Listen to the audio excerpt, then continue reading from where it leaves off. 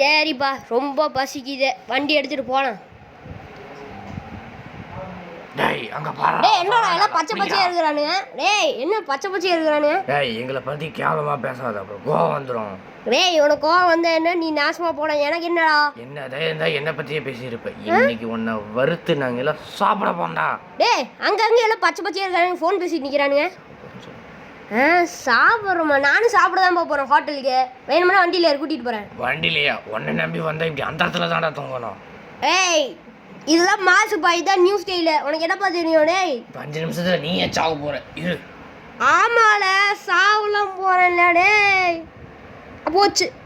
ஐயோப்பா சாமி, போச்சு போச்சு போச்சு. செத்துட்டான் சேகரு. நானே சாவடிக்கலான்னு இருந்தேன், இவனே செத்துட்டான். சாவுடா செத்த.